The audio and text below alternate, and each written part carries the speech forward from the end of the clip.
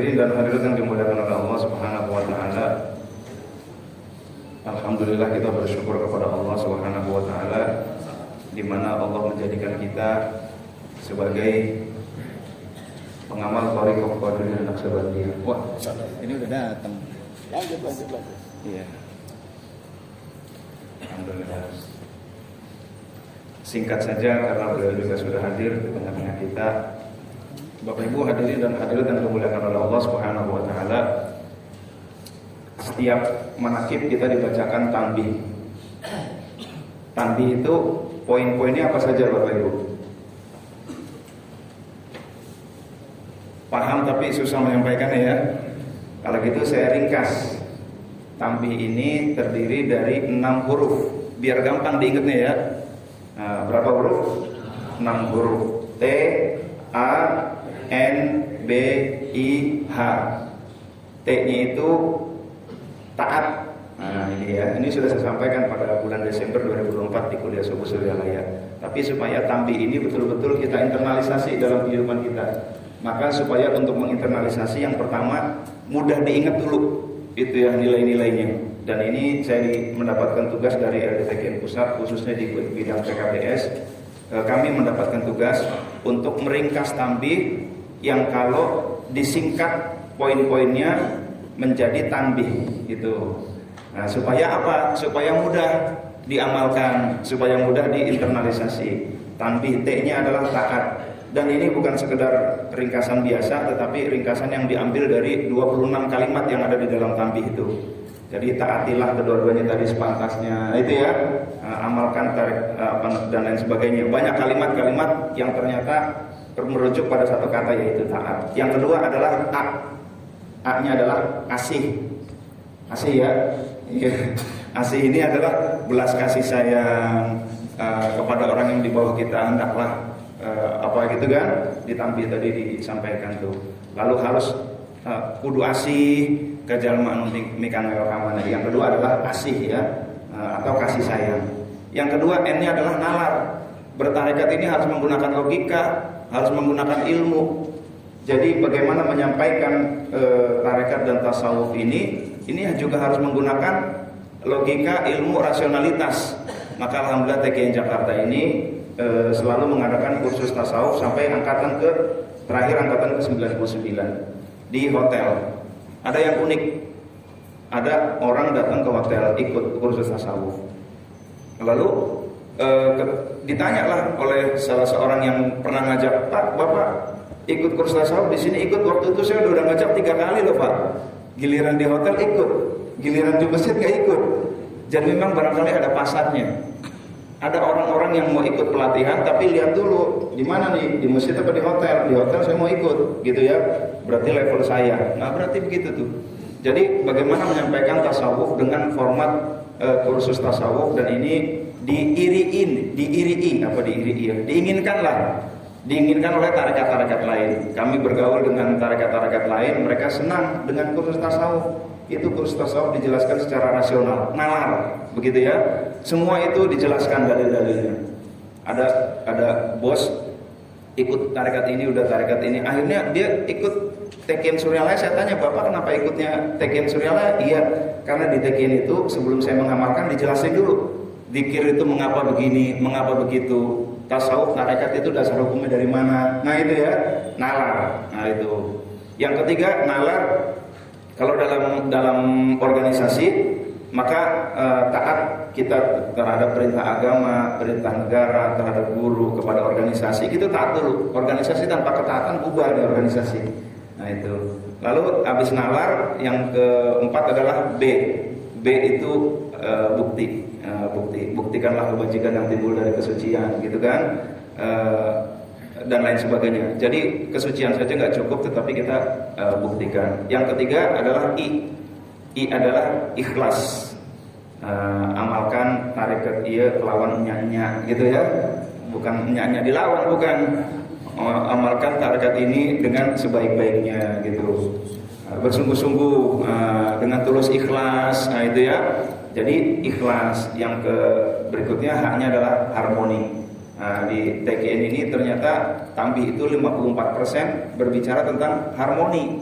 Jadi ikhwan TK ini harap betul-betul menjaga keharmonisan di antara kita. Maka di akhir wasiat beliau berwasiat wa'tasimu bihablillah, harmonis. Nah, itu ya, harmonis.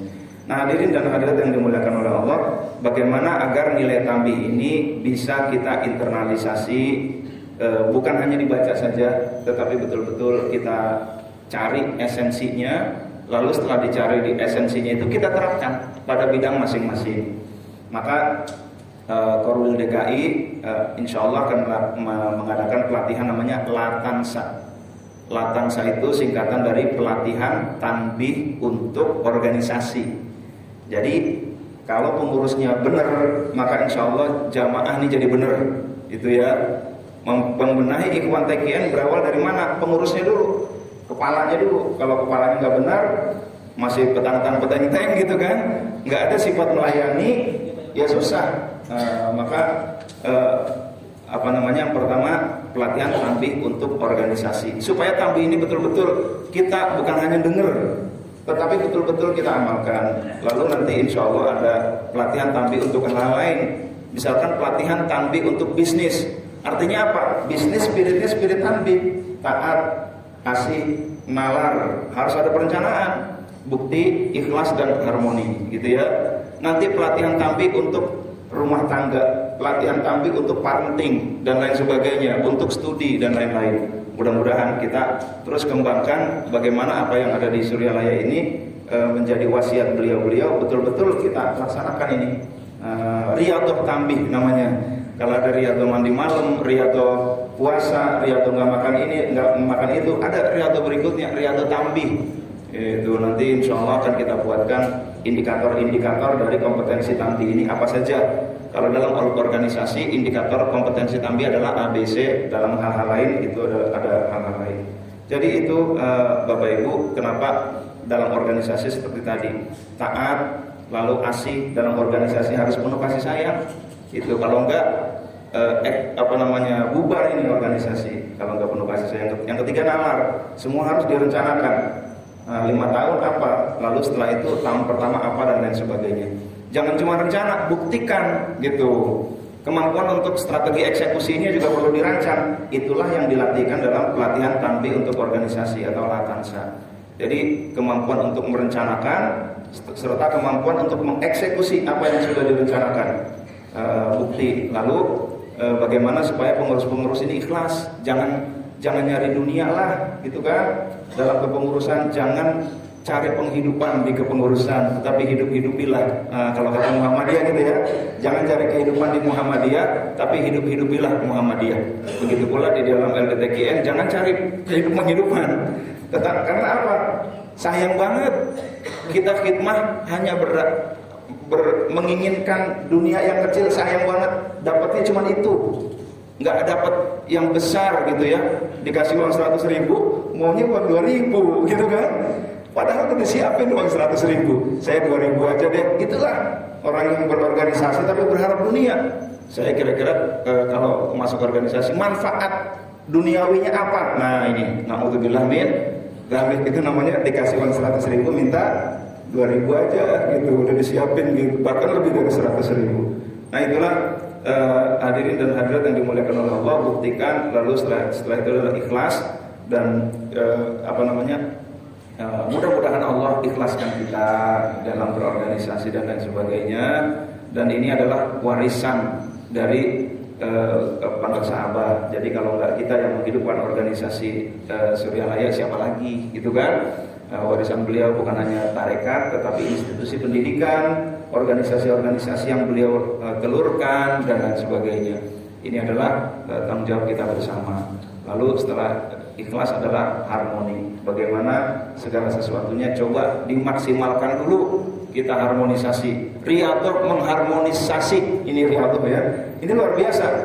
Riyadhah mengharmonisasi ini ya. Bagaimana organisasi ini menjadi harmoni. Harmonis itu seperti orkestra, masing-masing bunyi tetapi menuju pada suatu irama-irama keindahan. Nah, jangan yang ini kentang-kentang sendiri gitu kan, yang itu gluduk-gluduk sendiri dan lain sebagainya. Bagaimana kekuatan-kekuatan itu kita harmonisasi. Maka ini riyadhahnya luar biasa, Bapak Ibu. Riyadhah mengharmonisasi, mengorkestra sebuah potensi-potensi ikhwan TGN.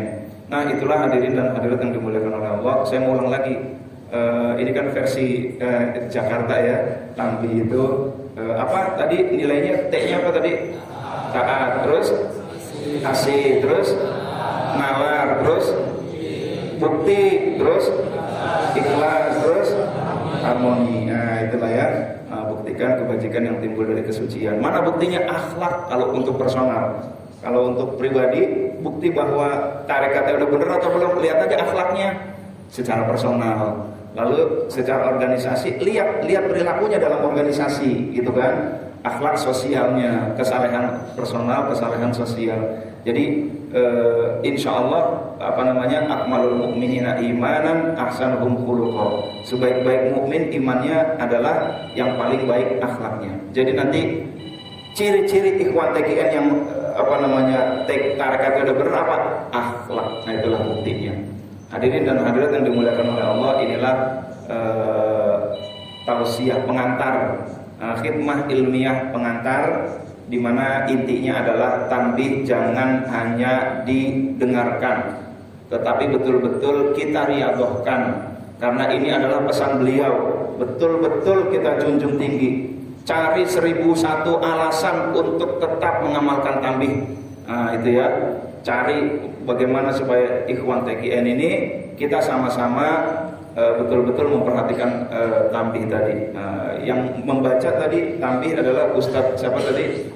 Ustadz Zain dari Jakarta Timur. Nah, itu ya. Tetapi pada hakikatnya tanbih ini adalah dari beliau, para sahabat sepuh. Maka mohon betul-betul tanbih ini diriyadhahkan, dilihat lagi apakah saya udah taat belum?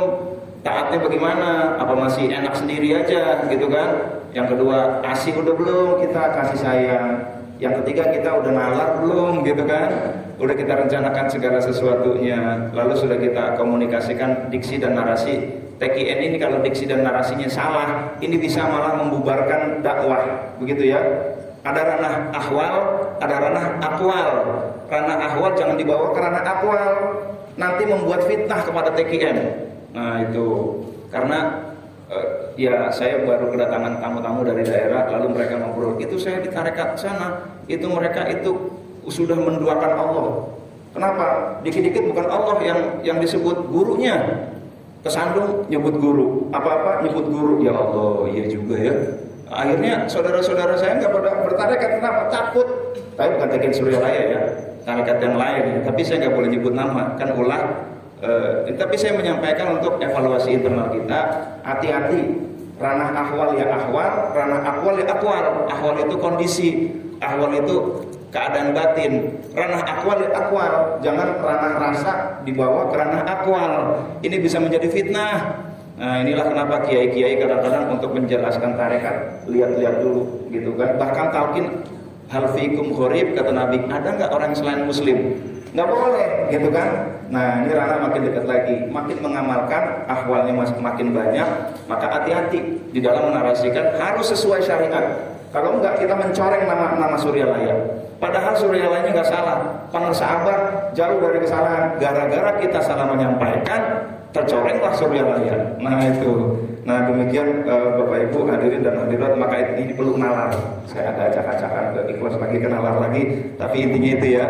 Nah, ini kan kalau mau ada versi yang lain silakan. Tapi minimal ini sebuah opini yang sudah sudah dirobitohkan dan lain sebagainya menurut satu versi Jakarta. Oke, saya ulang lagi. Apa nilainya tadi? T-nya apa?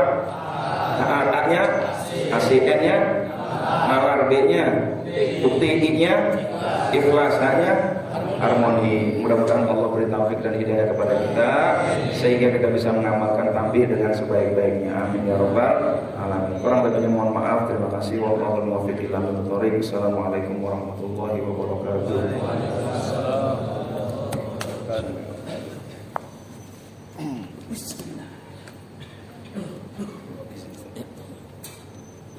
Mic-nya banyak Ustaz. Ini mic banyak untuk apa nih? Yang mic internal yang ini. Oke, mic internal langsung. Yang lain influencer ya. Iya. Ada berapa follower? Harus ada anunya nih, bayarannya ke LDTKN. Jadi yang dekat yang ini, Ustaz. Dekat ke sini, Ustaz. Ya. A'udzubillahi minasyaitonirrajim. Bismillahirrahmanirrahim. Assalamualaikum warahmatullahi wabarakatuh. Alhamdulillahi rabbil alamin wa bihi nasta'in ala umurid dunya waddin. Asyhadu an la ilaha illallah wahdahu la syarikalah wa asyhadu anna Muhammadan abduhu wa rasuluhu la nabiyya ba'dah. Allahumma salli wa sallim wa barik alaihi. Amma ba'du. Hadirin hadirat sekalian, hamba-hamba Allah yang mulia, umat Nabi Muhammad sallallahu alaihi wasallam, para ikhwan dan akhwat thariqah Qadiriyah wan Naqsyabandiyah, Pondok Pesantren Suryalaya yang kami cintai.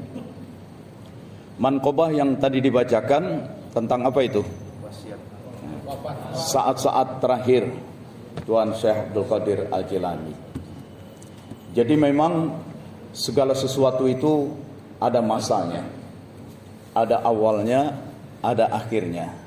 Cuma Allah yang tidak berawal, cuma Allah yang tidak berakhir. Setiap zaman ada orangnya, setiap orang ada masanya. Maka upaya menjadi presiden seumur hidup gagal di Indonesia. Terlebih ijazah nggak jelas, karena memang semua ada waktunya. Itu. Ketika Rasulullah SAW wafat, Rasul khairul anam, sebaik-baik makhluk, bagaimana orang-orang di sekitarnya tidak begitu hormat, tidak begitu mencintai, tapi beliau yang sangat terhormat, sangat sempurna, wafat. Kira-kira bagaimana perasaan para sahabat? Sebagian ada rasa tidak menerima, sulit menerima kenyataan itu. Tapi ya harus diterima juga. Karena memang sebelum beliau wafat, dalam khutbah terakhir di Arafah itu sudah turun ayat Al-Yauma akmaltu lakum dinakum. Pada hari ini sudah aku akmal, sudah kamalkan. Kamal itu artinya sempurna. Tidak ada lagi tambahan, tidak perlu lagi ada pengurangan, revisi dan lain-lain. Agama sudah sempurna. Wa asmamtu alaikum ni'mati, dan sudah aku tamamkan. Tamam bisa bermakna sempurna juga, tapi sempurna dalam arti waktunya sudah tuntas. Jadi kamal sempurna dalam arti kualitasnya, sedangkan tamam itu sempurna dalam arti waktunya sudah tuntas. Itu. Wa raditu lakumul Islam madina, kata Allah, dan aku sudah ridho. Kalau sudah ridho itu cinta yang paling tinggi, itu ridho. Karena ridho itu menerima apa adanya, ya, makna ridho itu menerima apa adanya, membiarkan apa adanya, itu makna ridho. Dan kalau Allah sudah ridho, maka kesalahan-kesalahan hamba tidak langsung berbuah menjadi dosa. Itu maafnya Allah mendahului hukumannya. Itu kalau Allah sudah ridho. Nah, kalau Allah sudah ridho, Islam sebagai agamamu ya sempurna segala-galanya. Dari kualitas kamal tidak akan ada lagi perubahan-perubahan. Dari sudut waktu tamam sudah tuntas. Dan dari sudut keridoan Allah sudah ridho, dah selesai. Mendengar Rasulullah menyampaikan wahyu yang beliau terima saat khutbah di Arafah itu, Abu Bakar sahabat Nabi langsung menangis. Itu langsung menangis ketika disenggol. Kenapa nangis? Nah, kalau semua sudah sempurna berarti sebentar lagi Rasulnya ditarik dari peredaran. Nah, itu jadi sudah langsung terbaca. Itu Rasulullah wafat. Lalu bagaimana dengan umat? Maka umat Nabi Muhammad SAW itu pun menjadi umat yang kamal, umat yang sempurna, umat yang tamam, umat yang tuntas, umat yang diridhoi oleh Allah. Maka menjadi khairul ummah, menjadi umat yang terbaik. Jadi menjadi umat yang terbaik itu, umat yang sempurna, justru adalah dengan tidak didampingi oleh Rasulullah. Dengan Rasulullahnya diwafatkan, letak kesempurnaan kebaikan justru ketika tidak didampingi langsung oleh Rasulullah. Sebab kalau masih didampingi oleh Rasulullah, orang akan bilang, terang aja umatnya baik, siapa pemimpinnya? Itu. Jadi selalu ada sandaran. Tapi tanpa ada Rasulullah, insan kamil, bisa tidak umat itu menjadi umat yang sempurna di situ. Karena itu juga ayat menjadi berlaku. Atiullah, taati oleh Allah, wa atiur rasul, taati oleh Rasul, wa ulil amri minkum, dan orang-orang yang ulil amri di antara kamu. Kalau Rasulullah tidak wafat, ati Allah wa ati Rasul, sampai di situ. Ya, ulil amri enggak muncul. Dengan Rasul diwafatkan, maka ayat menjadi bisa dilaksanakan. Taati ulil amri. Uli yang memiliki al-amr, amr bisa dua makna. Bisa bermakna urusan, persoalan, ya, jamaknya umur, wa ilallahi turja'ul umur, kepada Allah dikembalikan segala urusan. Amr bisa berasal juga dari kata amaro, memerintah. Maka al-amr, daya perintah. Apa itu daya perintah? Kewenangan, otoritas. Jadi makna ulil amri, orang yang menguasai urusan, menguasai persoalan, dan karenanya punya otoritas, punya kewenangan. Taati. Itu, ya.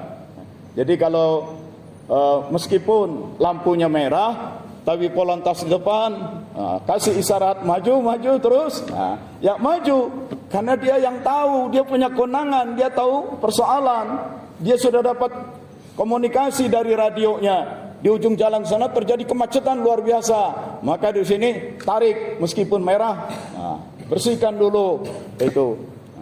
Jangan kita bilang, Pak, ini bid'ah nih, merah kok disuruh jalan, itu ya. Jadi karena dia menguasai persoalan dan karenanya dia punya kewenangan, taati. Nah, tadi juga disampaikan oleh Pak Ketua LDTKN, tanbih itu T-nya taat dulu. Itulah sempurnanya Islam dan umat Islam. Justru dengan tidak adanya Rasulullah SAW hadir bersama mereka. Begitu juga ketika Syekh Abdul Qadir Al-Jilani, Sultanul Aulia, ya, raja dari segala wali, wafat. Bagaimana umat waktu itu? Seperti menyayangkan, kok wafat? Kenapa enggak lebih lama lagi? Ya, memang harus diterima. Itu. Begitu juga dengan wafatnya Abah Anom tahun 2011.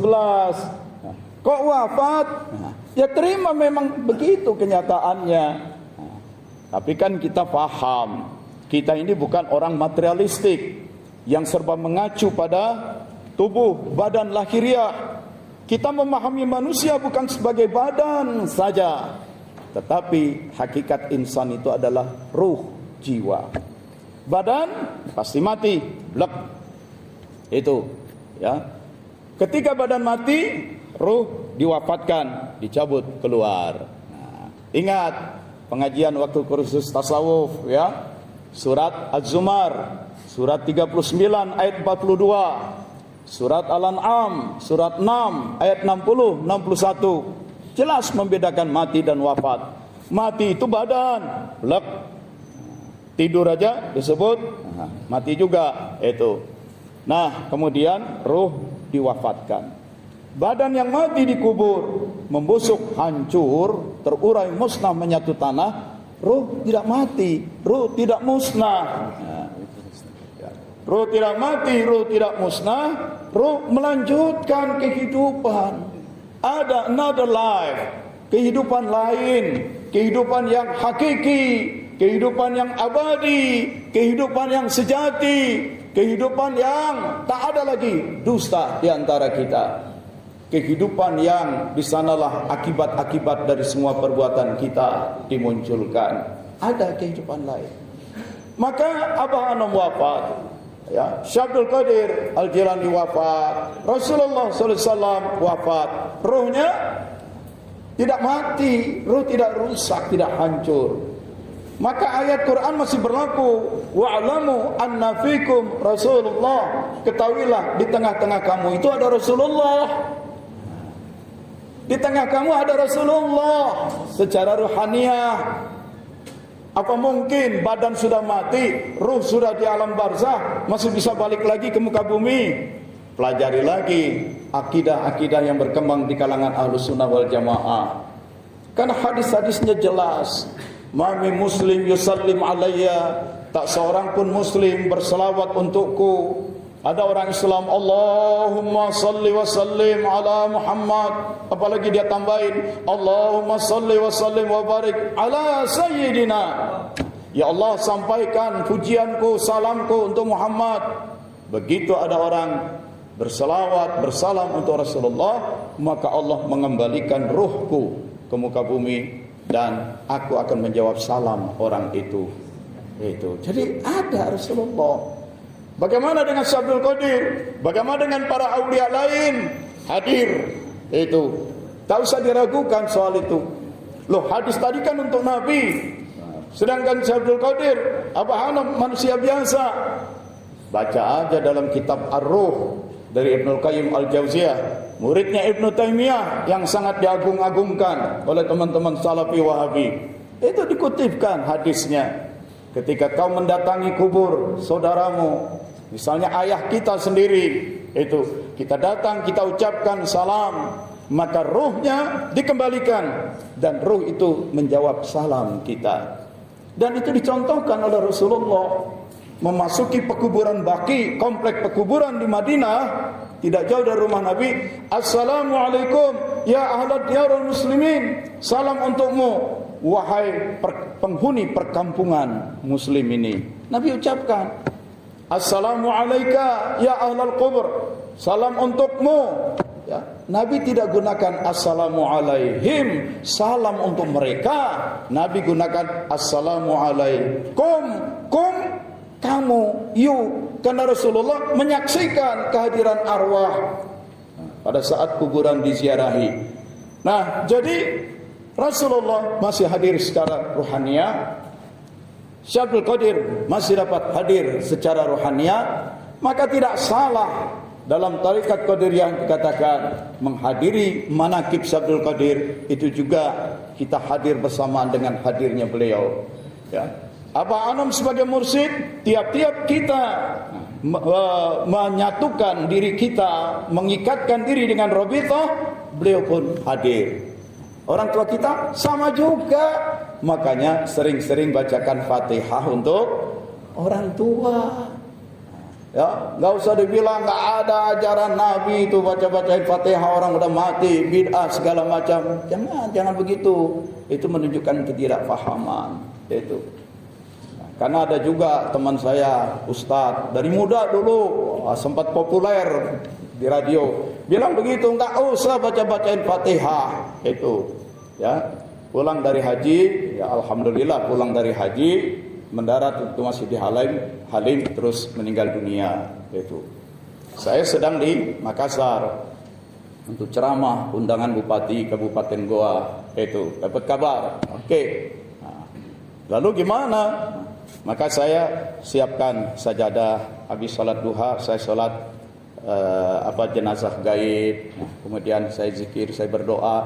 Panitia datang, Pak, ceramah nanti malam. Bagaimana siang ini kita jalan-jalan dulu, cari-cari makan, ya wisata kuliner. Terima kasih. Kamu aja deh panitia yang jalan-jalan. Saya lagi berduka. Tuh.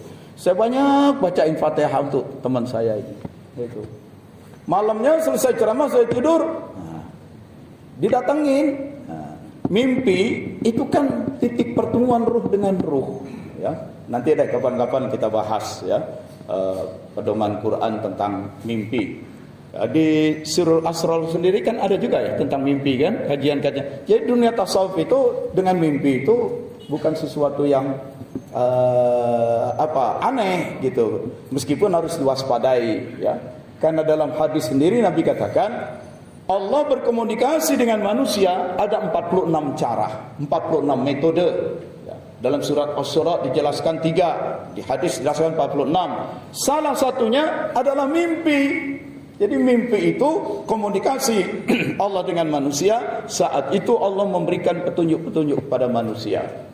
Kalau petunjuk langsung diterima oleh Nabi dan Nabi harus menjelaskannya pada orang lain, itu namanya wahyu. Kalau petunjuk diterima oleh para wali, kemudian digunakan oleh para wali untuk bekerja membangun umat, itu namanya ilham. Nah, tapi kalau untuk orang-orang beriman biasa yang bukan kelas wali kayak kita nih, ya paling wali murid gitu. Nah, mimpi itu adalah isyarat saja. Nah, dan itu untuk diri kita sendiri, bukan untuk orang lain. Itu, gitu.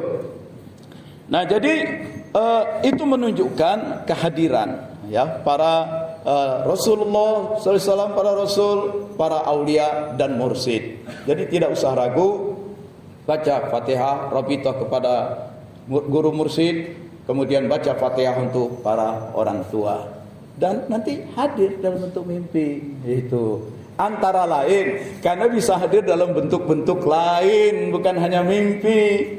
Itu ya, mimpi itu hanya salah satu saja, begitu. Putra-putrinya Abah Hanum juga bercerita kok, satu saat diajak piknik ya, oleh Abah. Abah duduk di belakang begitu, tiba-tiba dia perintahkan sopir berhenti di dekat orang yang lagi berdiri itu. Turunkan kaca, Assalamualaikum, Waalaikumsalam. Ya, lanjut. Anaknya nanya, siapa itu Abah? Ada orang. Emang Abah kenal? Iya, Abah kenal. Siapa itu? Itu adalah siapa? Nabi Khidir. Begitu. Loh, Nabi Khidir kan dulu pertemuan dengan Nabi Musa, udah mati badannya, roh tidak mati. Jadi masih bisa interaksi. Saya tahun 97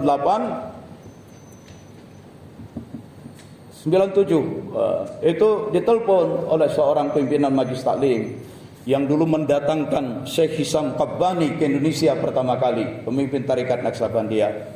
Pak Wafiuddin, ada salam dari Syekh Hisam. Teleponnya udah tengah malam. Loh, Syekh Hisam dari Jakarta? Enggak, di Amerika. Saya teleponan langsung. Oh, berarti di sana 12 siang lah, begitu. Beliau kirim salam. Di mana? Sana. Oke, saya telepon balik.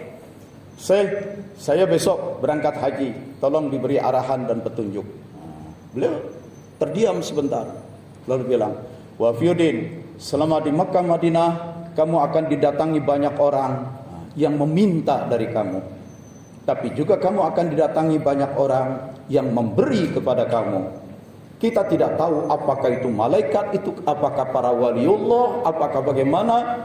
Hati-hati, waspada. Dan ternyata betul, sepanjang di sana ada saja orang yang meminta, tapi ada saja yang tiba-tiba memasukkan uang ke saku, ngasih uang, lagi makan di restoran, letakkan amplop di paha dan segala macam.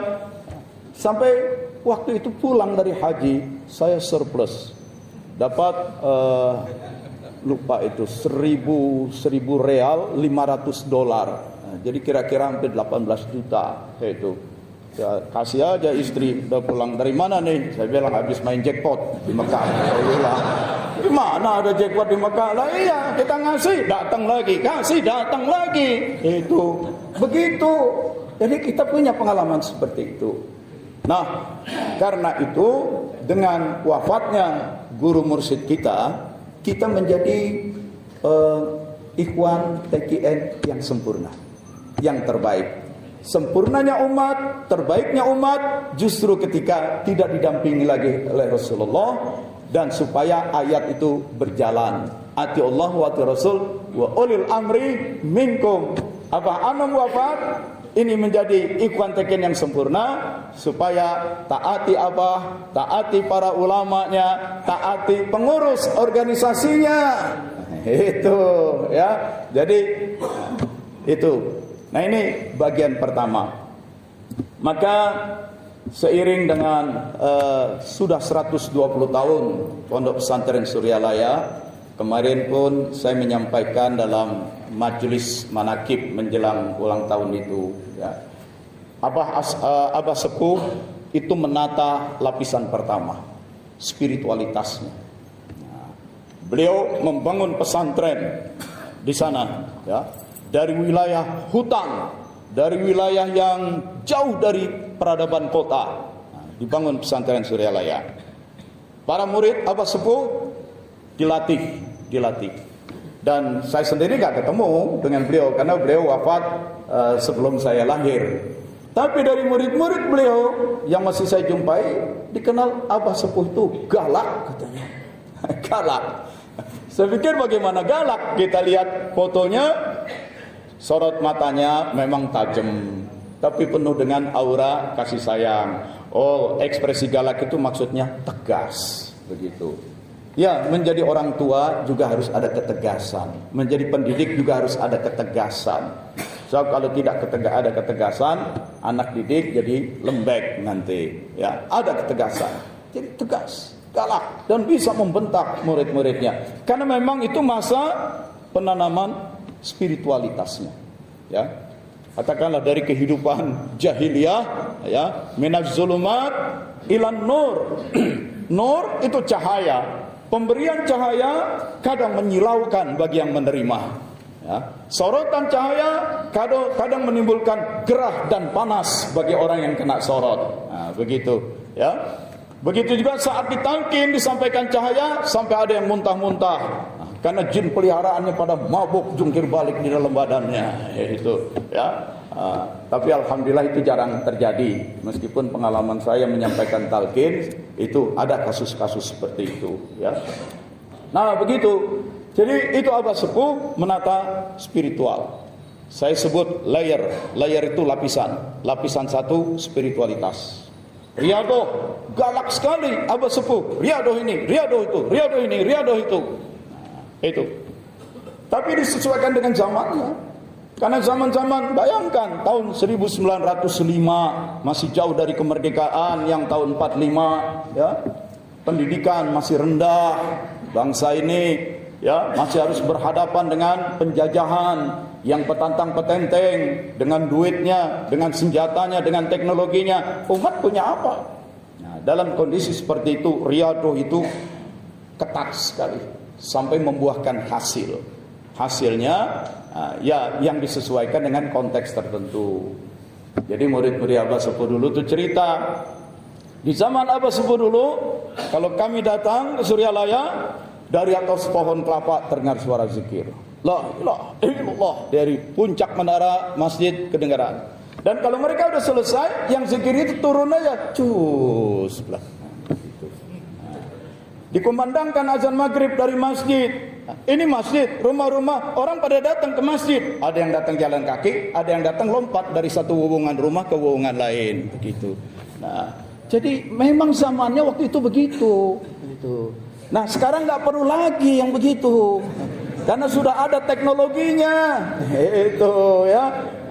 Justru sekarang tuntutannya yang lain, begitu, kebutuhannya yang lain. Itu spiritualitas, dan itu pun bukan tujuan. Bukan tujuan.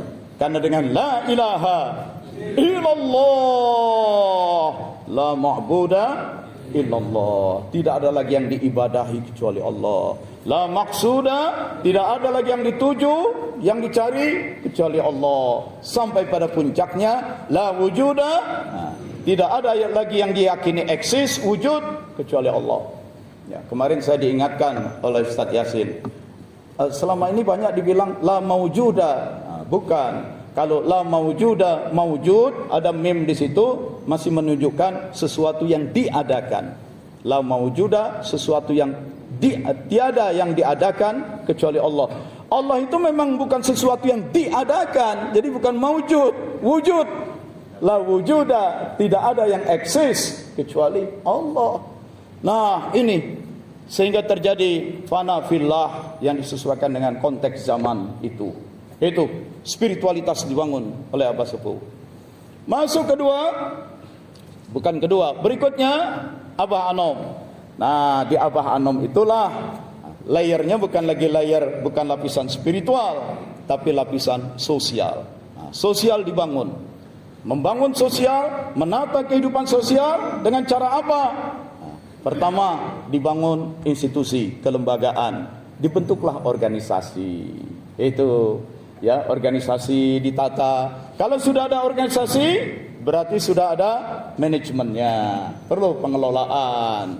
Maka Abah Anom sebagai orang yang pernah mengenyam pendidikan sekolah rakyat di zaman Belanda, administrasi Abah Anom sangat ketat. Semua surat yang ditujukan ke Abah Anom perintahkan sekretarisnya diadministrasikan, ditata.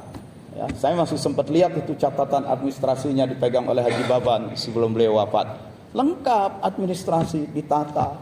Itu, ya. Jadi organisasi manajemen. Ada beberapa kegiatan manajemen yang sangat rutin. Nah, ini diotomatiskan, dibuatlah sistemnya. Nah, maka di zaman Abah Anom mulai ada pelatihan-pelatihan itu, ya, para pengurus-pengurus organisasi, ada kegiatan-kegiatan upgrading yang sebenarnya sudah dimulai oleh Abah Sepuh. Nah, itu manajemen organisasi, ya. Masalah perilaku sangat dicermati, ya, apalagi perilaku organisasi, karena organisasi harus terlalu berkembang. Begitu penataan organisasi. Setelah Abah Anom wafat, spiritual sudah, sosial, organisasi sudah. Maaf ya, saya minum dulu.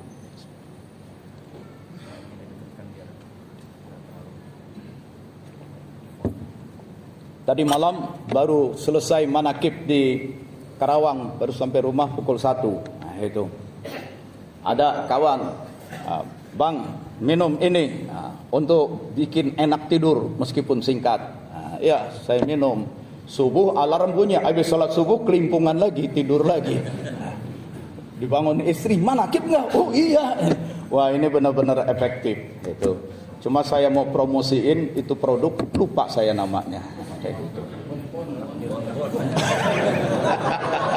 Enggak empon-pon, udah lama nggak datang droppingnya. Itu sari beri-berian, strawberry, blueberry apa itu diekstrak gitu, katanya dari Jepang. Oke. Cuma memang bikin enak tidur, segar. Kembali. Jadi lapis ketiga ini setelah organisasi sudah dimantapkan, lapis ketiga adalah lapis finansial. Karena kita namanya saja gerakan dakwah PGN. Suatu gerakan itu memerlukan pendanaan. Dana diperlukan untuk membangun infrastruktur. Itu makin banyak Ikhwan PGN berkembang, kita perlu sekretariat, kita perlu pusat-pusat kegiatan, kita perlu program-program kaderisasi, kita perlu kegiatan-kegiatan ekonomi yang bisa menolong para ikhwan yang nasibnya sedang kurang bagus. Ya, ini perlu dibentuk pendanaan. Inilah zamannya sekarang. Ya, karena itu di pusat pun sedang bergerak penataan finansial dan infrastruktur. Di Jakarta pun begitu, di daerah-daerah lain juga seperti itu. Tapi kita perlu sarananya, lembaganya. Di dalam ekonomi Islam, yang namanya kegiatan keuangan itu ada dua, ya. Ada keuangan yang komersial, ada keuangan yang sifatnya sosial. Dunia Barat yang sekuler, yang materialistik itu mengabaikan dimensi sosialnya, ya. Mereka memperkenalkan kematerian, maka dunia Barat adalah sistem kapitalisme, liberalisme. Di belahan timur dulu dipimpin oleh Uni Soviet, termasuk Cina di dalamnya, Korea, itu sistemnya sosialisme, komunisme. Sekarang dua sistem itu sudah hancur. Sejak tahun 1990, pusat komunisme terbesar di dunia, di Uni Soviet, itu hancur.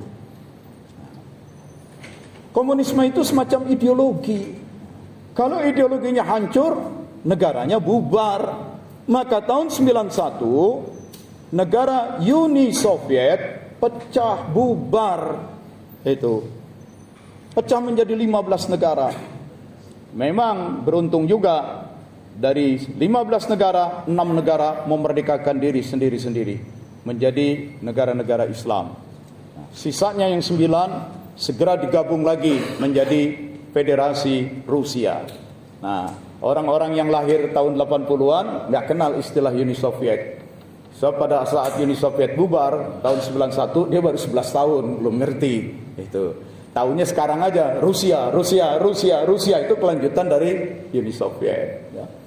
Nah, negara-negara komunis seperti Yugoslavia itu di Eropa Timur itu juga bubar. Itu menjadi 9 negara kalau nggak salah. Ya, Cekoslovakia juga bubar. Ya, beberapa bulan lalu saya mengunjungi bekas Cekoslovakia. Itu. Nah, ketika komunisme sudah bubar, kapitalisme, lihat aja Amerika sekarang sedang dalam proses kebangkrutan. Apalagi sekarang rakyat Amerika itu sudah mulai sadar betul bahwa yang namanya negara Amerika itu hanya administrasinya negara, tapi puncak kendalinya adalah Zionis Yahudi Zionis. Mereka menguasai. Ini kan mulai 1913, ya. Jadi negara waktu itu menjelang Perang Dunia I. Di Eropa ada gelagat bakal terjadi perang tuh. Kamu presiden, kirim tentara ikut berperang di Eropa. So kalau sudah berperang dan menang, nanti bisa dapat penjarahan. Itu. Sama saja ketika Belanda menyerbu Jogja setelah menangkap Pangeran Diponegoro tahun 1930, itu catatan sejarah menampakkan lebih dari 300 gerobak digunakan untuk mengangkut emas dari keraton. Diambil itu asetnya. Begitu juga setelah Amerika mengobok-obok Irak, menuding Irak punya bom atom, menuding Irak melakukan otoritarianisme segala macam, dihancurkan semua. Maka lebih dari 300 pesawat Hercules ngangkutin emas dari Irak. Jadi pada dasarnya perang itu adalah untuk mendapatkan kekayaan, ya. Cara tercepat untuk menjadi kaya memang cuma 2 dalam ukuran dunia, perang dan dagang. Itu, ya. Kalau susah dagang ya bikin perang, begitu. Karena itu Amerika perang melulu, bikin perang melulu. Nah, oleh sebab itu kan diledekin dia oleh Jack Ma dari Cina. Kenapa Cina dalam waktu 30 tahun? Nah, Jack Ma dalam ceramahnya katakan, dalam 100 tahun terakhir kemarin, berdirilah perusahaan ini besar-besar. Perusahaan minyak, perusahaan perbankan, perusahaan IT semacam Microsoft, Apple, perusahaan teknologi dan segala macam. Dan dari seluruh perusahaan besar itu, dijumlahkan asetnya sekian triliun dolar. Tapi lihat dalam sejarah Amerika, 100 tahun terakhir Amerika itu, uang yang segitu banyak digunakan untuk apa? Untuk perang. Untuk perang, nyerbu, rampokin lagi, serbu, rampokin lagi. Sementara Cina, dia bilang, kami ini dagang, hasil dagang disimpan. Orang yang nggak bisa berdagang, nabung. Nah, ditaruh. Orang yang bisa dagang, tabungan dikumpulkan, diinvestasikan, diolah, maka kami jadi berkembang. Kalian perang melulu, bangkrut melulu. Itu, ya. Berapa bulan lalu kami ke Amerika pun ngeri ngelihatnya itu. Jadi, udahlah, jangan, kamu nggak usah banggain Amerika, karena yang kamu lihat itu cuma di film. Film itu bikinan Hollywood, nah, dan Hollywood itu isinya Zionis melulu. Itu. Jadi, contohnya paling gampang, Rambo. Waktu kita ke Vietnam, di mana dulu daerah operasinya Rambo? Orang Vietnam ketawa. Itu. Mana ada Rambo? Satu orang bisa ngalahin ratusan orang. Kalau dia ada, betul dia punya Rambo, tidak akan mungkin setelah 25 tahun perang di Vietnam, lalu Amerika kalah dan angkat kaki. Yang dilawan adalah rakyat.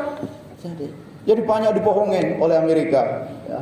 Nggak salah lah, Purbaya bilang kita selama ini dibohongin terus tuh oleh IMF, oleh World Bank, itu, ya, iya, ente juga ada dibohongin sama Jokowi. Oke. Nah, jadi itulah mereka karena disuruh perang.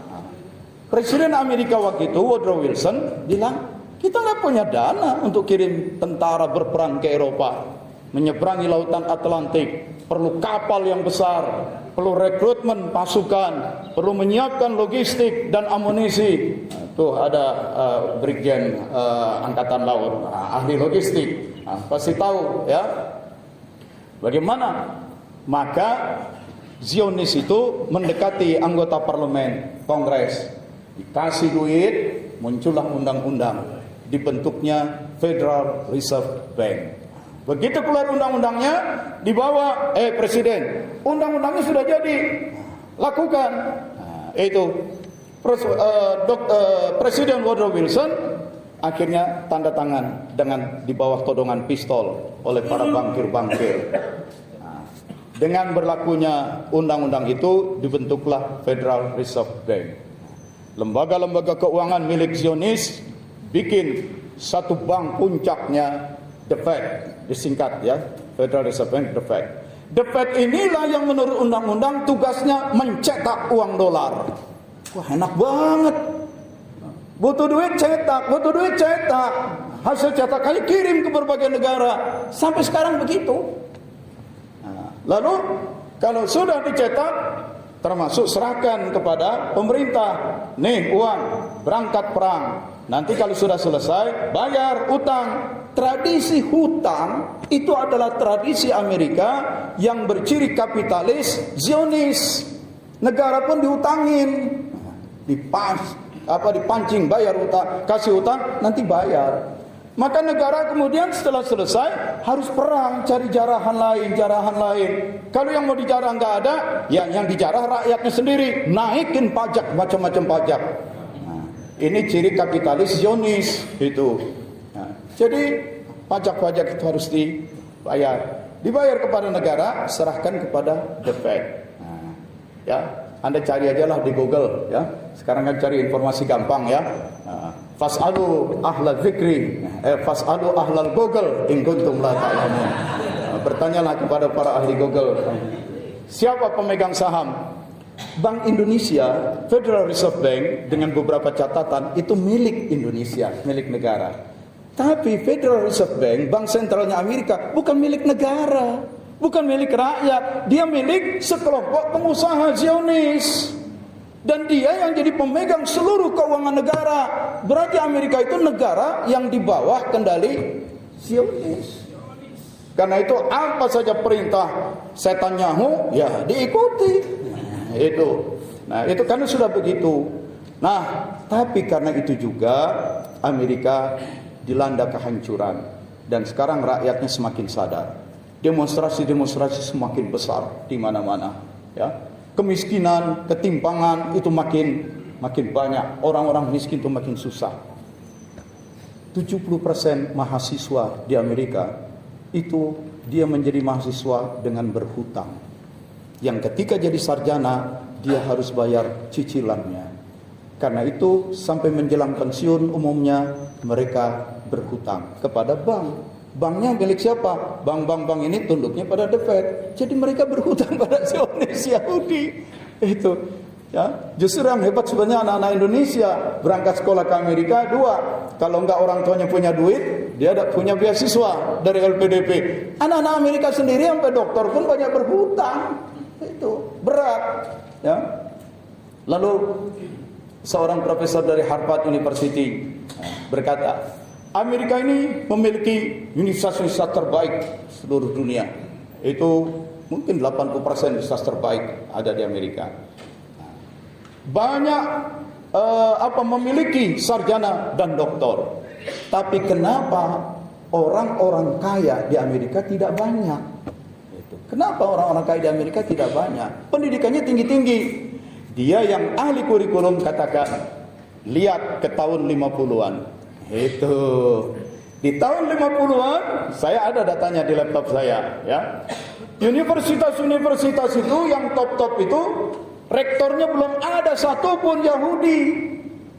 Tapi setelah tahun 50, mulai 60, 70 Zionis masukkan orang untuk menjadi rektor-rektor. Nah sejak saat itulah seluruh kurikulum perguruan tinggi Kurikulum sekolah-sekolah menengah disusun kurikulum itu untuk membuat supaya para alumninya mampu bekerja memenuhi kebutuhan industri yang dibikin oleh para Zionis. Jadi mereka bukan mengendalikan dari sudut keuangannya, dari sudut SDM. Sejak sekolah menengah kurikulum sudah dipersiapkan. Anak akan jadi pintar kayak apapun, tapi dia mengerti yang ilmunya itu hanya untuk membuat dia bekerja pada industri. Ilmu tidak membuahkan orang-orang menjadi pemimpin. Ilmunya itu hanya untuk menjadi pekerja. Ya, pendidikan dibikin dengan spesialisasi tingkat tinggi, sangat spesialis dalam segala hal, tapi juga membuat mereka tidak bisa mandiri. Itu, ya.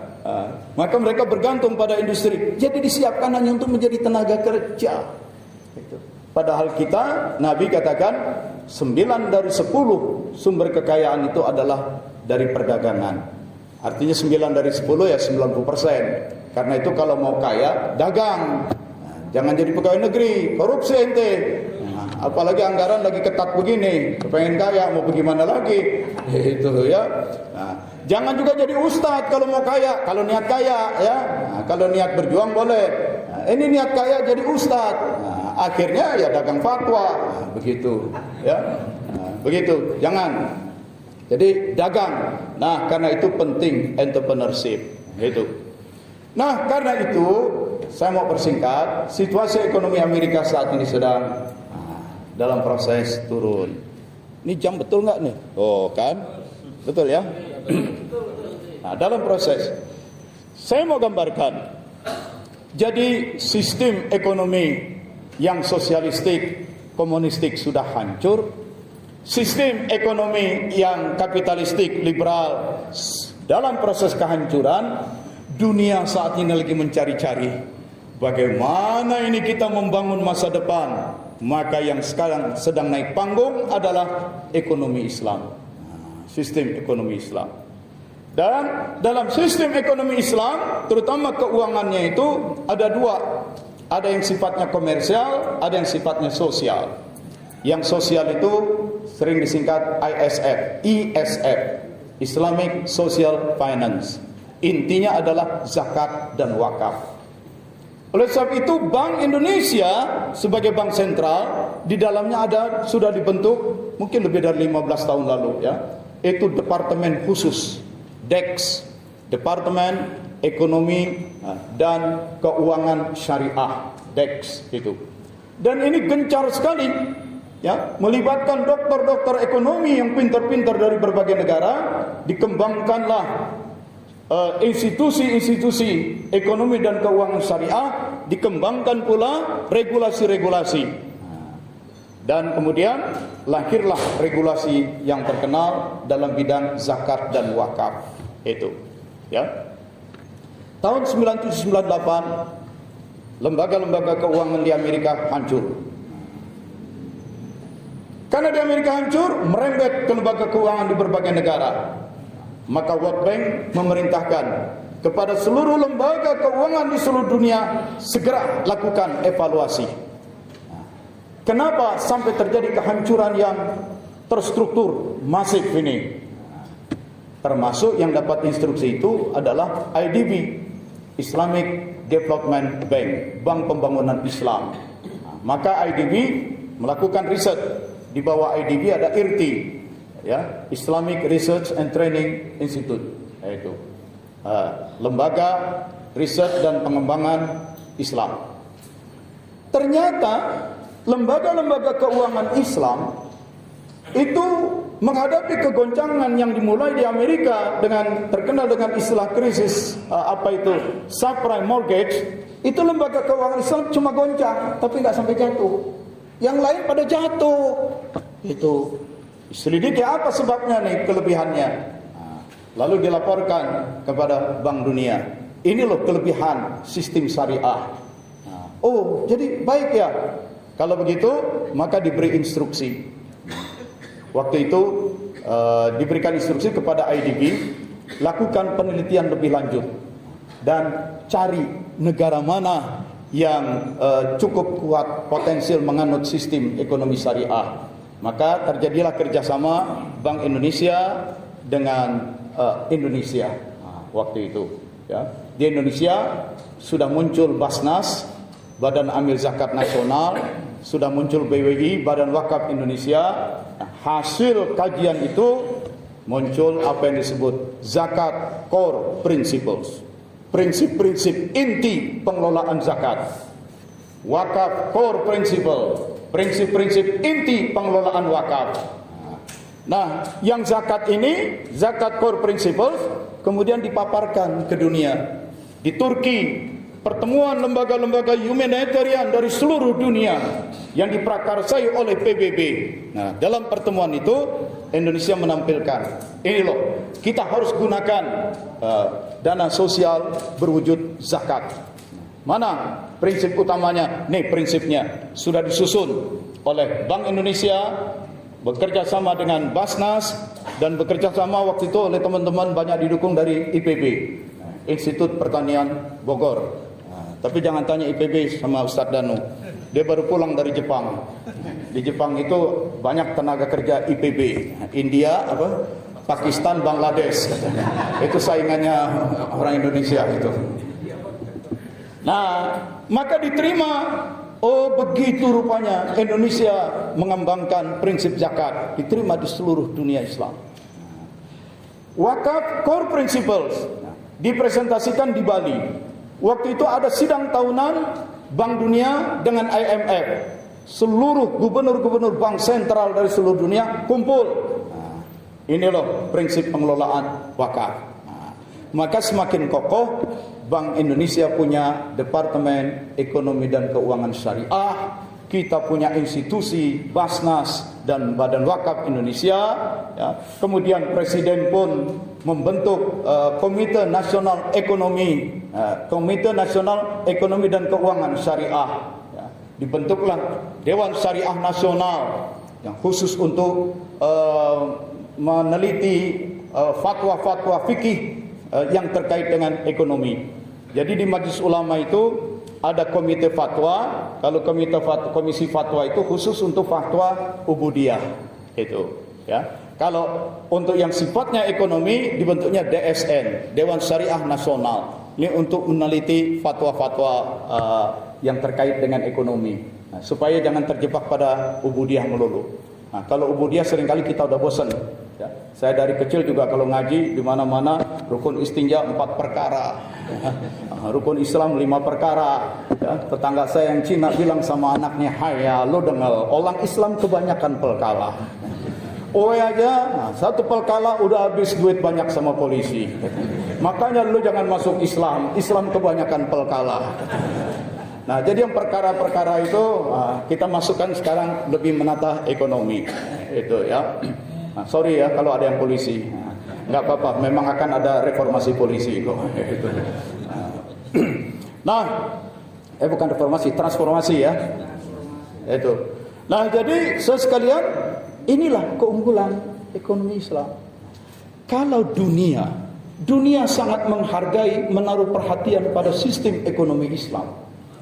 Bahkan bank-bank Islam berkembang di negara-negara barat yang sekuler. Kalau pemerintah kita sangat apresiatif mengembangkan institusi-institusi ekonomi Islam, mengeluarkan regulasi-regulasi Islam, kenapa orang TKN tidak merespon? Nah, itu ya. Kita juga harus merespon. Maka di dalam TKN harus dikembangkan ekonomi syariah atau ekonomi Islam. Ya. Ada dua, ada yang komersial, ada yang sosial. Sosial intinya dua, zakat dan wakaf. Selama ini kita tahunya zakat cuma setahun sekali. Zakatul fitri itu pun salah lagi ngasih namanya zakat fitrah. Salah. Cari buku di buku-buku fikih yang bahasa Arab, tidak ada istilah zakat fitrah. Zakatun fitratun, ya, man'ud dan na'at. Ya. Yang ada adalah zakatul fitri, mudhaf ilaih. Ada yang ustaz sini, jangan lagi ente ngomong zakat fitrah, itu enggak ada dalam kitab manapun. yang ada zakatul fitri, sedekatul fitri, zakatul badan. Karena itu zakat itu sedekah harus ditunaikan menjelang salat Idul Fitri, maka disebut zakatul fitri, bukan zakat fitrah. Istilahnya juga ngawur itu. Bayangin ratusan tahun itu kita keliru, ya. Padahal banyak lulusan pesantren yang belajar bahasa Arab, tapi kekeluaran macam begini aja nggak segera dikoreksi, ya. Susah memang koreksinya. Akhirnya pesantren pun roboh lagi gara-gara pasang tiang terlalu kecil. Itu. Nah ini, jadi zakat betul ada zakatul fitri, sedekatul fitri, disebut juga zakatun nafs, disebut juga zakatul badan. Itu dalam kitab-kitab berbahasa Arab. Tapi itu zakat hanya untuk diri sendiri, ya, untuk diriku, badanku. Yang harus dizakati itu dua. Satu, diri kita, badan kita. Maka ada zakatun nafs, zakatul badan, yang dibayarkan menjelang Idul Fitri disebut zakatul fitri. Yang kedua yang wajib dizakati adalah zakat atas harta. Ini nggak ada berkembang di masyarakat, masih tipis pemahamannya. Itu ada di buku-buku fikih, tapi tidak banyak dikedepankan. Zakatul mal, zakatul harta, ya. Harta itu terkena zakat pada dua keadaan. Satu, saat dia diperoleh, bayar. Yang kedua, saat dia sudah tersimpan setahun. Jadi perolehan, simpanan, perolehan, simpanan, zakat penghasilan, zakat simpanan. Itu. Yang ini nggak banyak difahami. Orang taunya cuma zakatul fitri saja. Kemana para ustadz selama ini dakwahnya? Itu. Ya, saya juga ustadz, saya juga mau balik. Saya kan jadi dakwah sejak tahun 77. Ya, hati-hati. Seringkali kita ini para mubalik, para ustadz, kalau udah manggung itu, ya, kalau udah manggung, sering terjebak pada dua hal. Ya, pertama, self glorification. Kita berdakwah sibuk membangun pemujaan, kebanggaan, pengagungan terhadap diri sendiri. Itu. Karena enak kalau kita ceramah lihat jamaah, wah, ngangguk tuh orang ngerti. Emang gue siapa nih? Itu nih, makanya tadi ditekankan tanbih ikhlas. Lu dakwah bukan buat menggurui orang, ilmu milik Allah. Lu dakwah bukan untuk memberi hidayah pada orang. Allah Al-Hadi, pemberi hidayah itu adalah Allah. Jadi hati-hati para ustadz kalau lagi dakwah, jangan sampai dia menikmati pemujaan terhadap dirinya, self glorification. Itu, ya. Sehingga dalam dunia tasawuf ada saatnya para sufi itu dilatih, tanggalkan seluruh pakaian, pakai pakaian yang terhina, yang rendah. Dalam dunia filosofi Jawa itu ada istilah ngedan, ya. Nah, itu sampai jadi dengan pakai mengembara jalan begitu, dia dinilai orang sebagai orang hina. Itu dalam rangka mengikis ego. Tapi masalahnya Ustadz gengsi sekarang, wah kita perlu dong follower. Nah, itu. Untuk follower kita harus tampil hebat. Nah, tanpa sadar self glorification, kita mencari pengagungan orang terhadap diri kita. Itu. Yang kedua, sering para ustadz itu terjebak oleh prinsip-prinsip marketing, yaitu sustainability. Dalam bisnis itu ada sustainability. Jangan bisnis setahun 2 tahun bangkrut. Bagaimana sustainable berkelanjutan, begitu. Bagaimana jadi ustadz berkelanjutan? Salah satu prinsip tanda berkelanjutan adalah repeat order. Order yang selalu terus berulang. Makanya saya pun banyak ngajak, ustadz, ini kita bikin pelatihan ini gratis. Ustadz, itu banyak gak mau datang. Buat apa harus pelatihan lagi? Buat apa harus begadang lagi ngerjain tugas? Selama ini juga jadwal gua udah penuh kok. Itu. Selalu diundang sana sini, amplop selalu sahih. Itu. Karena ada juga amplop doif. Itu. Nah, ini jadi tolong para ustadz, itu hati-hati jebakan self glorification, bahasa fikihnya riya. Itu, ya. Ada lagi sustainability. Sustainability itu ingin mempertahankan kelanjutan. Saya datang, Ustadz Wafiuddin, terima kasih datang ke majelis ana. Ini majelis taklim Ustadz, ini benar, saya dengar. Ya. Udah 25 tahun ana bina ini majlis taklim. 25 tahun, separuh umur. Udah berapa banyak kader-kader ente yang jadi ustaz? Nah itulah ustaz, belum ada. Karena ente nggak mempersiapkan kader. Ente nggak mempersiapkan murid untuk menjadi dai yang lebih pinter. Ente 25 tahun membina majelis untuk terus ente kangkangi sendiri. Nah, supaya ente aja yang jadi rajanya di situ. Lalu jamaah dijadiin ATM. Itu.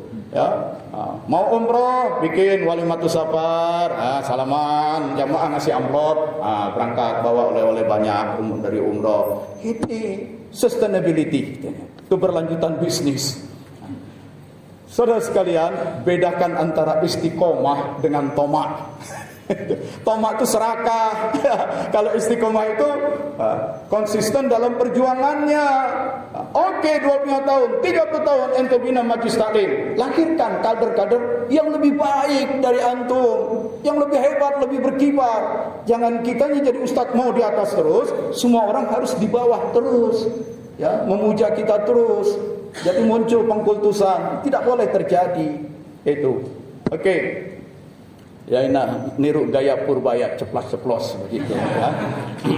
Jadi luruskan niat begitu.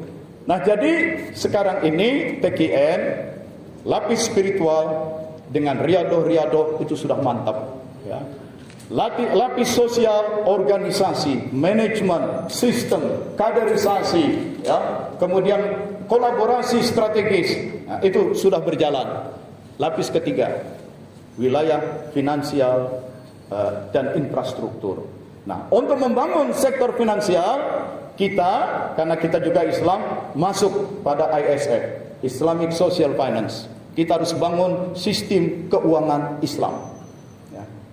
Atau kalau di Indonesia mulai populer DSI, Dana Sosial Islam. Nah, DSI. Nah, DSI ini dibangun dengan dua, yaitu zakat dan wakaf. Zakat dan wakaf. Tantangannya berat. Nah, yang paling berat tantangan pertama adalah literasi. Nah, kemelekan. Umat sendiri banyak belum melek tentang zakat, tentang wakaf. Di zakat orang banyak cuma tahu zakatul fitri. Zakatul fitri, dia lupa dengan zakatul mal yang potensinya jauh lebih besar. Di bidang wakaf, umat masih miskin pemahamannya. Taunya wakaf selama ini cuma 3M. Wakaf untuk masjid, untuk madrasah, untuk makam, kuburan. Taunya zakat cuma 3M. Itu. Ya. Kita lupa baru sekarang kan dimunculkan ada yang namanya wakaf produktif, ya. Dan itu yang memulai justru dalam sejarahnya wakaf pertama itu orang Yahudi loh. Itu seorang Yahudi di Madinah. Sampai Nabi SAW wafat di Madinah, Yahudi masih ada. Itu Arab penyembah berhala masih ada. Bukan berarti ketika Nabi meninggal dunia semua sudah diislamkan 100%. Tidak. Itu ya. Maka seorang Yahudi yang kaya raya tapi dia tidak punya keturunan sangat kagum dengan kepemimpinan, dengan akhlak Rasulullah. Ketika suatu saat Madinah diserbu dan Rasulullah harus memimpin pasukan menghadang serbuan, si Yahudi ini bilang, aku akan berperang bersama Muhammad. Dan aku pesankan, kalau aku mati, maka ladang kormaku yang begini hebat makmur, serahkan kepada Muhammad untuk menjadi kepentingan orang banyak. Ini wakaf pertama. Dan dia berperang. Menyusul Nabi ke medan perang. Dan dia menyampaikan, aku sudah pesankan, hartaku kalau aku mati, untuk engkau membangun Madinah. Dan dia mati terbunuh. Maka itu dia dikendalikan oleh Muhammad sebagai kepala negara. Nah, jadi sebagai wakaf. Lalu wakaf yang terkenal wakaf Umar bin Khattab. Ya Rasulullah, di Khaybar sana, daerah pusat produksi kurma yang bagus, aku punya kebun. Tapi aku nggak sempat ngurusin kebun itu, terlalu jauh. Aku lebih suka di Madinah, sibuk mendampingi Rasulullah SAW dalam tugas sehari-hari. Nah, mohon arahan. Nah, apakah kebun itu aku jual saja? Lalu dananya ku bagi-bagikan sebagai sedekah. Nabi tidak setuju. Sebab kalau dijual banyak duitnya, sedekahkan, habis, ya cuma sekali itu saja.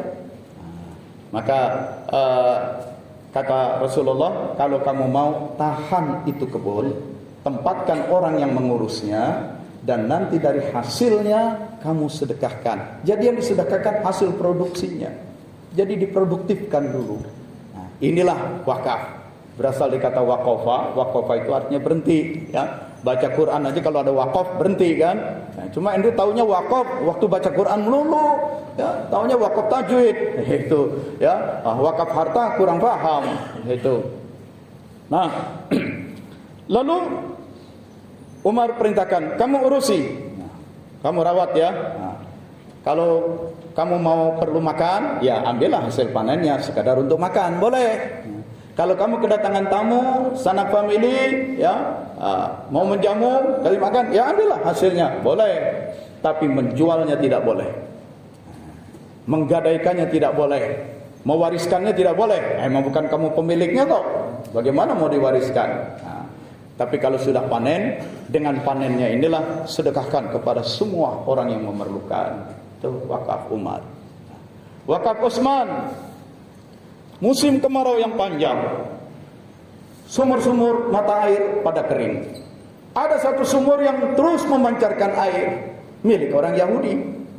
Orang dari jauh-jauh tempat datang membeli. Kesempatan Yahudi naikkan harga. Sekarang harga 1 liter sekian. Wah, orang ngeluh. Ya Rasulullah, gimana ini ya Rasulullah, lagi musim kemarau, nggak ada air, ya.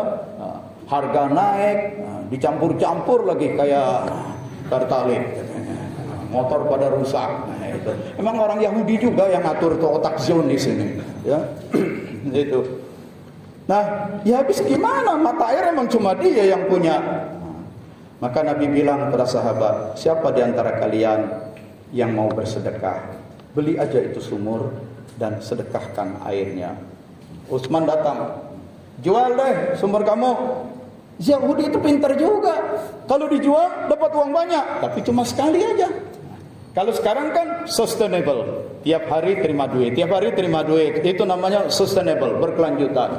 Nggak mau jual. Tapi Utsman juga kan pedagang.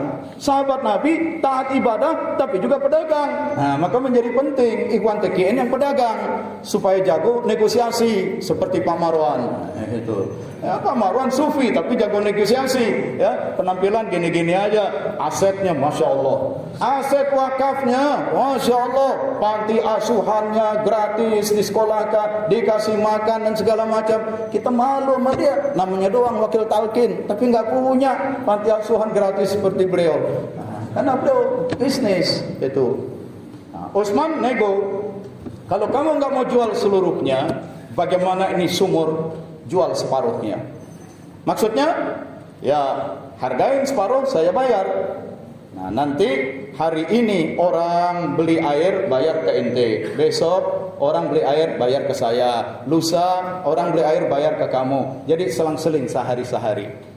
Si Yahudi pikir boleh juga nih, dengan dijual separuh harga dapat duit banyak, gelontoran besar. Masih ada separuh, tiap 2 hari sekali masih dapat. Nah, yang eceran. Oke, jual separuh.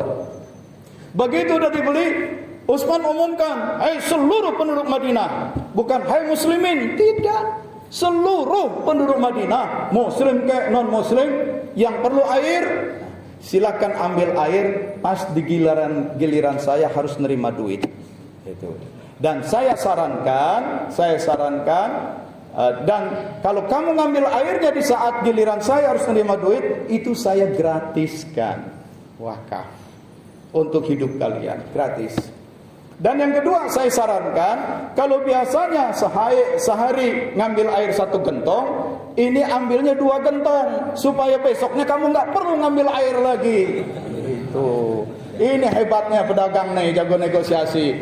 Ya, maka saya belajar sama ente, Ustaz Marwan. Itu jago nego dah. Ya. Jadi akhirnya besokannya giliran Yahudi nerima duit sepi. Ya udah bilang, kalah gua nego. Itu boleh begitu? Boleh. Karena al-harbu khid'ah. perang adalah tipu muslihat. Perang adalah adu-adu strategi. Begitu ya. Jadi boleh berstrategi, tapi kan kita masih ada iman, jaga pakai moral tetap ya. Jangan begitu jalan di atas trotoar pakai motor lihat polisi berbalik, strategi ini al-harbu qit'ah katanya. Akhirnya ketangkap juga, maaf Pak, saya mau manakib ke Romangun, duit cuma ada ceban nih katanya, al-harbu qit'ah itu. Karena memang ada juga yang manfaatkan begitu. Mau ke rumah saya di Tomang, Gage, begitu dia masuk kena di stop. Wah, gimana nih kita? Maaf Pak, saya mau zikir di rumah Kiai Wahyudin. Gitu. Polisi, oh jadi mau zikir? Iya deh, jangan lupa ya doain saya Pak ya. Itu polisi yang santun, selalu minta didoain oleh orang-orang soleh. Gitu. Baik. Nah jadi saudara sekalian, maka seluruh mata air itu, sumur itu terbeli oleh Utsman dan digratiskan untuk semua orang pakai. Tapi orang Islam umat Rasulullah itu punya harga diri, mentang-mentang gratis, nggak mau gratisan aja. Ada harga diri. Ya. Seorang mukmin itu punya muru'ah, punya marwah. Nah, marwah itu ya marwan, gitu. Nah, bentuk lain dari marwah ya marwan. Muru'ah. Masa gue mau makan gratisan melulu? Itu. Masa gue mau keluar masuk masjid gratisan melulu? Tiap hari wudhu, emang tuh masjid kagak bayar airnya?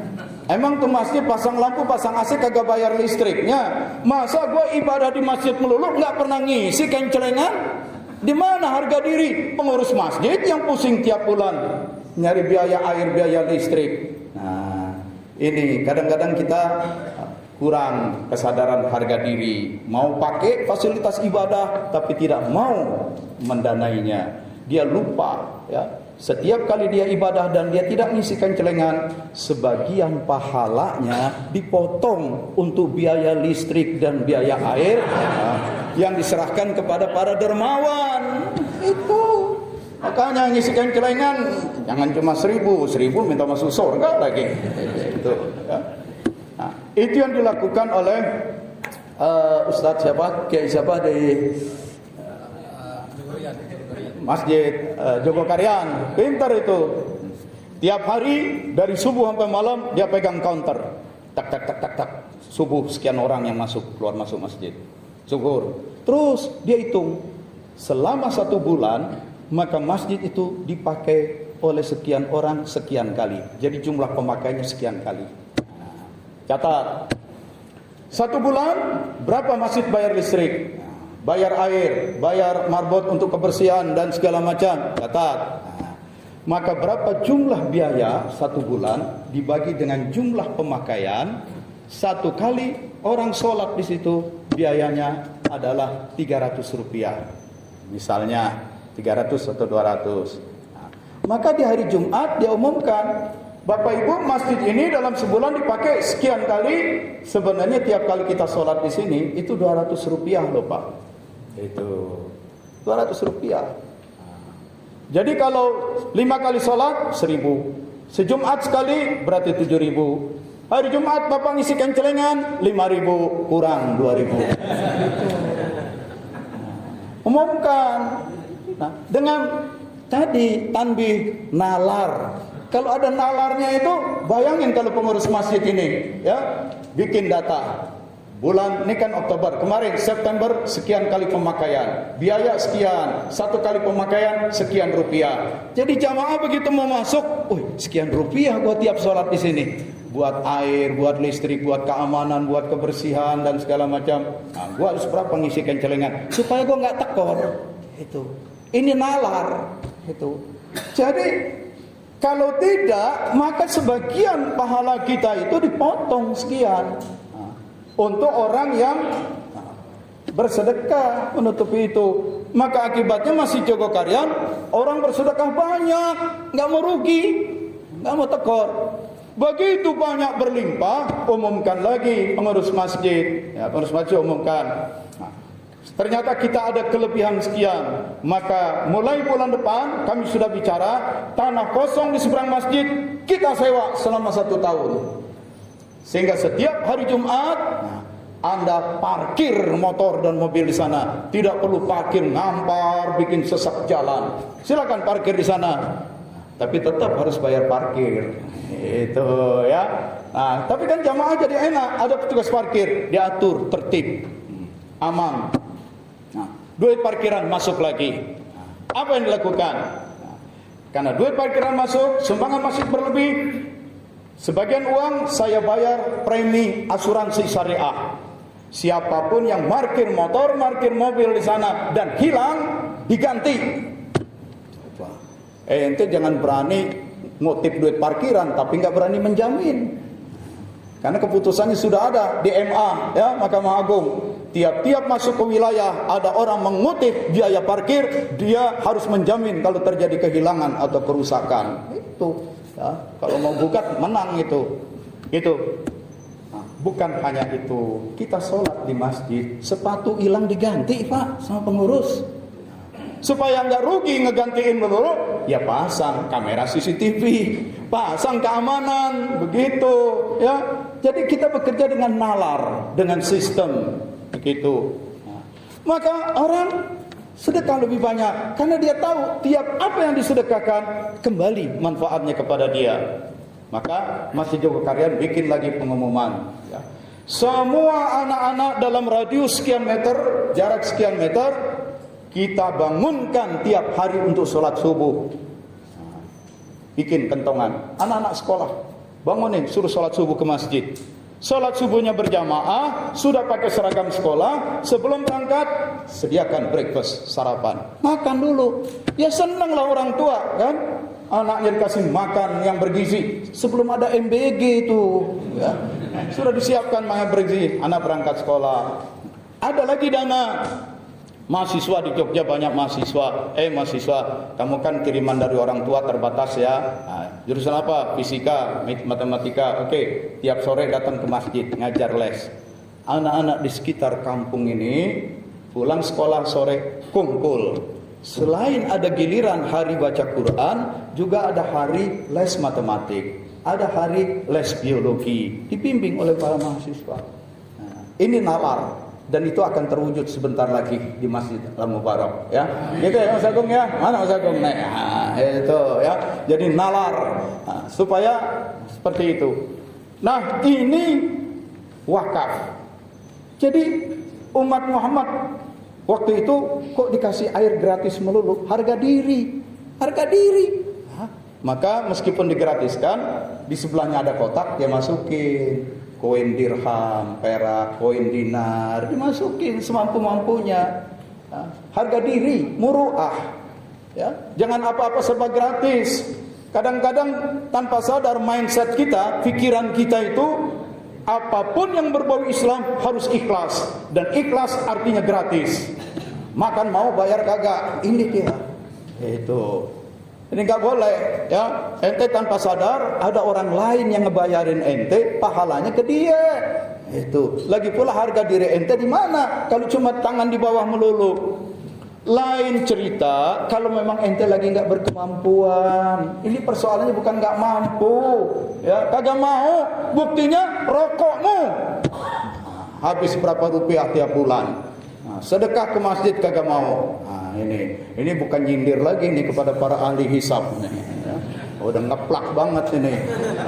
Nah, rokok bisa habis puluhan ribu, ya. Nah, sedekah pura-pura kagak mau. Nah, itu. Oke. Nah, yang kedua, para sahabat Nabi, ya kalau kita ngambil air gratis melulu, ya pahalanya numpuk di Utsman terus.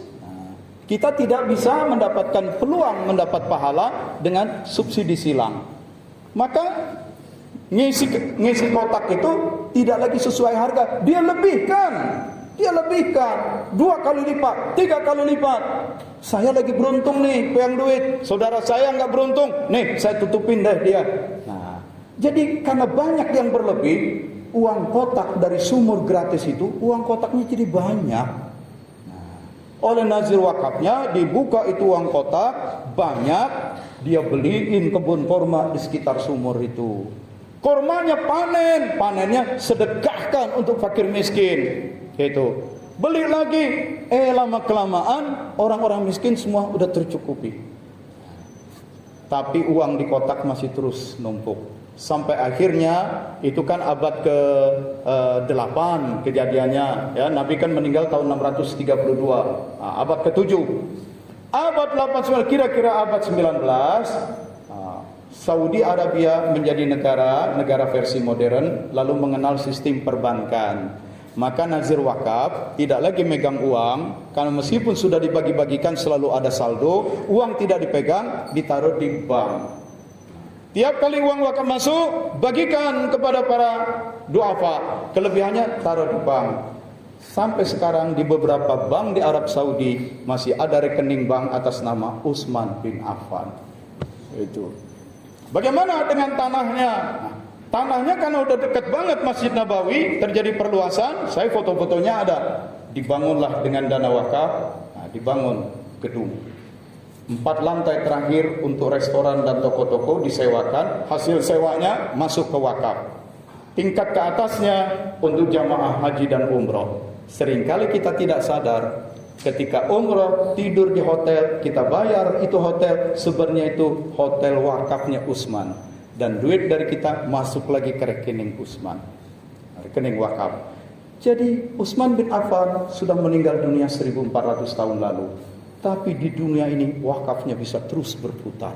Pahalanya, orang yang dapat kemanfaatan makin luas, pahala terus mengalir ke Utsman. Mau nggak kita begitu? Kalau memang mau, ayo berwakaf. Mulailah dari wakaf, ya. Kecil-kecilan. Ada pengurus walayah sini. Mana pengurus walayah? Biasa tawadu dia, nggak mau tunjuk tangan. Ya, tawadu, tahu warna duit. Itu. Nah, walayah itu Yayasan Wakaf Latifah Mubarakiyah. Latifah Mubarakiyah itu nama perguruan tinggi di Suryalaya. Kita pinjam namanya karena memang ini kita akan membangun wakaf untuk pendidikan Suryalaya. Sudah kita bikin di sini. Nah, banyak yang berwakaf. Wakaf itu bisa wakaf berupa barang, ya. Wakaf berupa barang, misalnya wakaf tanah, wakaf semen, wakaf mobil, wakaf barang. Atau wakaf berupa uang. Nah, nih wakaf uang 1 juta, 2 juta. Atau wakafnya barang tapi disampaikannya berupa uang. Itu disebut wakaf melalui uang. Itu statusnya sama dengan barang. Jadi wakaf semen, wakaf mesin penyedot air, jet pump, atau wakafnya melalui uang untuk dibelikan kipas angin. Nah, itu sebenarnya wakaf barang. Wakaf barang, benda, dan wakaf melalui uang, tapi tetap wakaf benda. Nah, ada lagi yang betul-betul wakaf uang, betul-betul uang. Nah, ketentuannya berbeda. Nah, ya. Kalau wakaf melalui uang ini harus diserahkan kepada lembaga keuangan syariah yang ditunjuk sebagai penerima wakaf uang.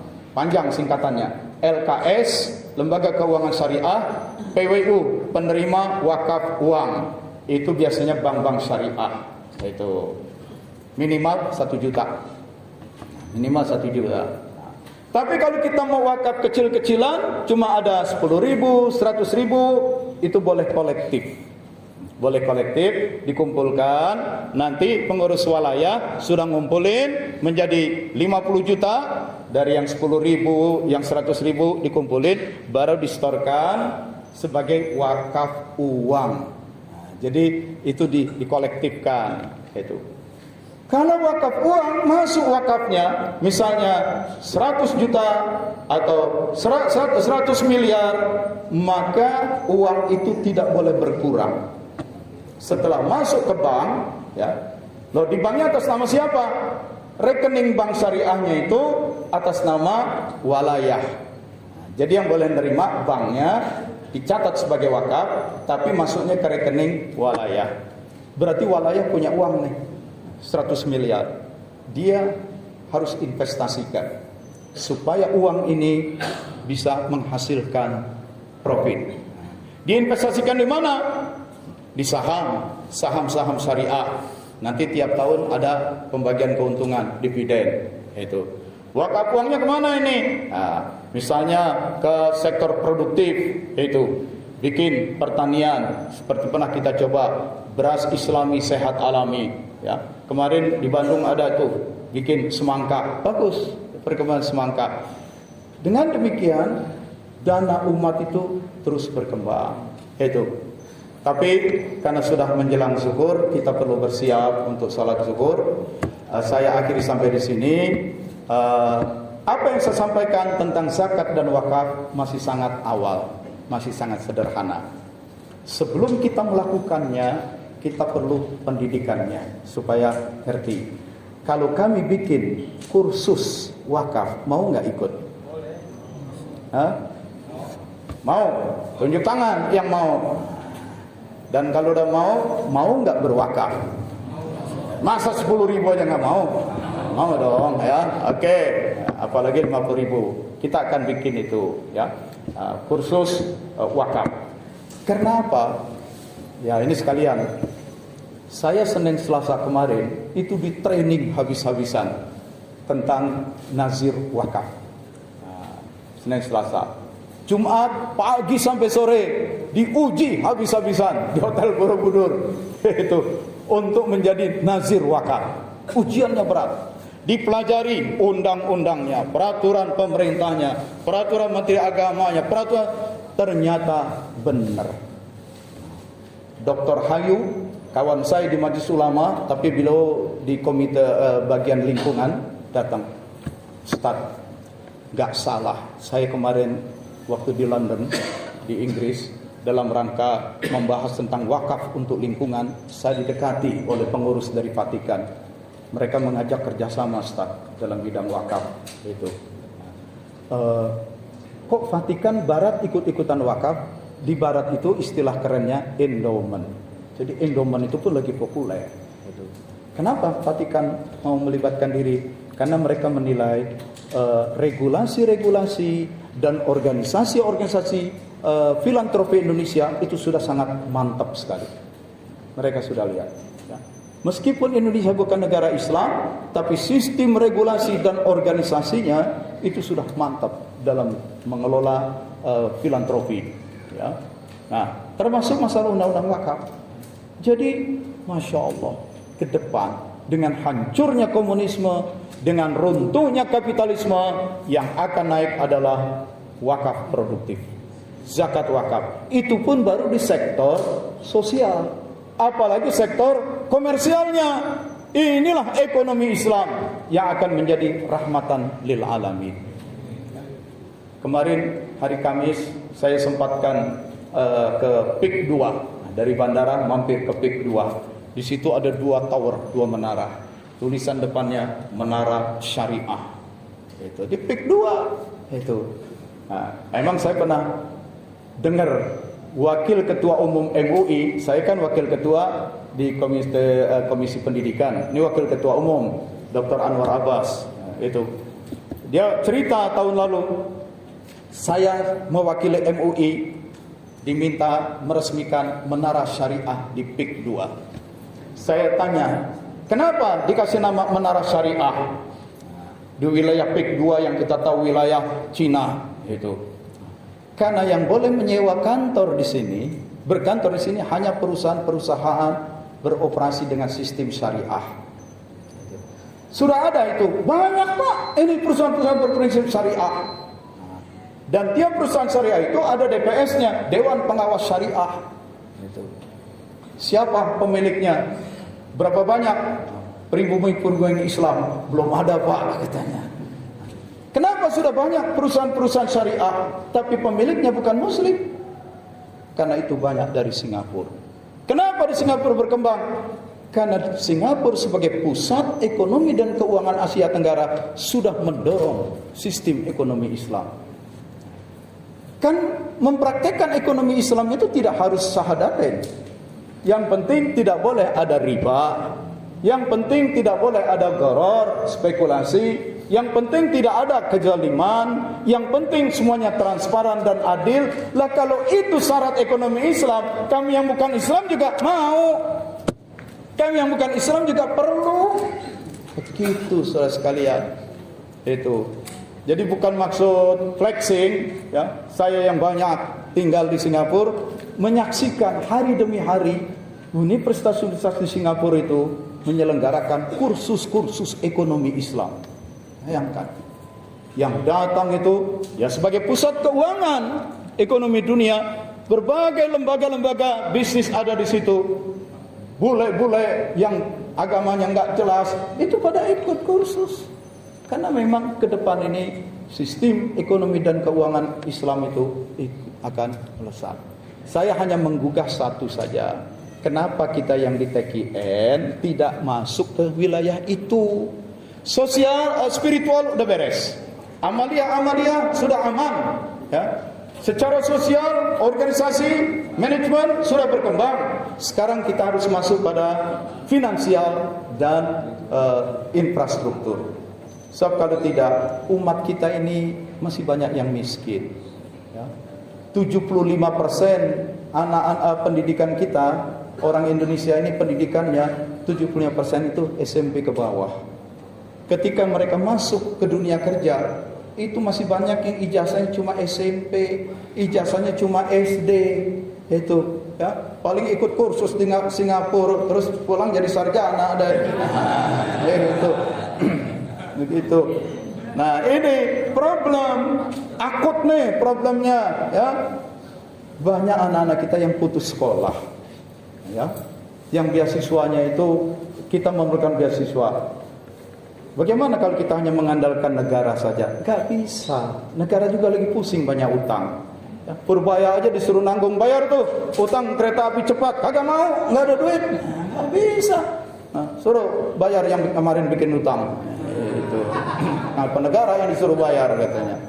Nah, jadi kalau bukan umat ini sendiri, dan kita dari dana zakat wakaf. Aku qouli hadza wa astaghfirullaha li wa lakum billahi taufiq wal hidayah. Assalamualaikum warahmatullahi wabarakatuh.